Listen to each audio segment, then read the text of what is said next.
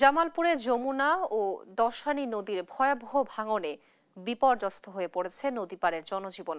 প্রতিদিনই নদী গর্ভে বিলীন হয়ে যাচ্ছে ফসলি জমি ও বসতবাড়ি। এ নিয়ে আরো জানাতে যুক্ত হচ্ছেন আমাদের সহকর্মী রিয়াদ হাসান হৃদয়। হৃদয়, বর্তমানে পরিস্থিতি কি এবং প্রশাসনের পক্ষ থেকে কি ধরনের উদ্যোগ নেওয়া হয়েছে, জানাবেন বিস্তারিত। জামালপুরের এই দেওয়ানগঞ্জ এবং বকশীগঞ্জের যমুনা এবং দশানী নদীতে এই যে ভাঙন শুরু হয়েছে, সেটি কিন্তু আমরা বলেছিলাম যে কিছুদিন আগে থেকে শুরু হয়েছে। এবং এই জামালপুরের বিশেষ করে যমুনা নদীতে এই যে ভাঙন, চরামখাওয়া ইউনিয়নের মণ্ডলপাড়া মধ্যগ্রাম এবং উত্তর মণ্ডলপাড়া গ্রামের নদীর তীরবর্তী যে এলাকাটি রয়েছে সেখান থেকে কিন্তু প্রচুর পরিমাণে ভাঙন শুরু হয়েছে। এবং এই ভাঙন কবলিত এলাকাগুলোতে মূলত প্রশাসন থেকে তাৎক্ষণিকভাবে জিও ব্যাগ ডাম্পিং এর একটি বরাদ্দ দেওয়া হয়েছে।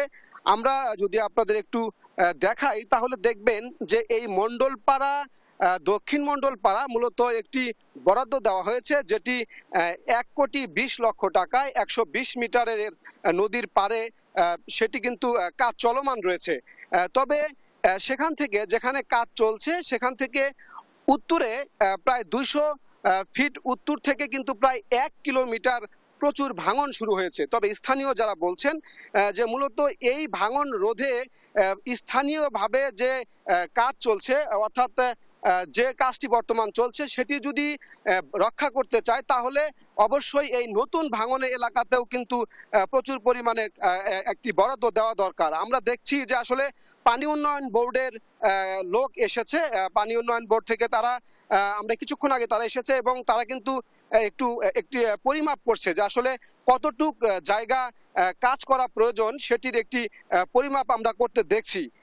এবং এবং এই স্থানীয় একজনের সাথে আমরা একটু কথা বলতে চাইবো যে এই যে আপনাদের ভাঙন রোধ, সেই হিসেবে আসলে কি পরিমাণ পদক্ষেপ নিলে আপনাদের জন্য ভালো হবে? আমি মনে করি এই গ্রামটা রক্ষা করতে হলে যে পরিমাণ প্যাকেজ দিছে এর আরো 3 গুণ বেশি আরো যদি প্যাকেজ দেওয়া হয় বা সরকারের থেকে অনুমোদন দেওয়া হয় 3-4 গুণ, মানে 4টা এরকম আর 4টা বরাদ্দ হলে সে এই মণ্ডলপাড়া রোধ করা সম্ভব হবে আমি মনে করি। জি, আসলে এই যে যেটি সর্বশেষ যেটি আমি বলছিলাম যে দশানী নদীতেও কিন্তু মানে নদী ভাঙন রোধের জন্য জিও ব্যাগ ডাম্পিং চলছে, এবং এখানে মণ্ডলপাড়াও কিন্তু কাজ চলছে এবং নতুন করে বরাদ্দ দেওয়ার জন্য পানি উন্নয়ন বোর্ড থেকে আজকে পরিমাপের জন্য নদীর তীরবর্তী কতটুকু আসলে কাজ করা প্রয়োজন সেটি কিন্তু মাপ চলছে। আসলে এই ছিল জামালপুরের দেওয়ানগঞ্জ থেকে নদী ভাঙন কবলিত এলাকা থেকে সর্বশেষ খবর। হৃদয়, আপনাকে ধন্যবাদ।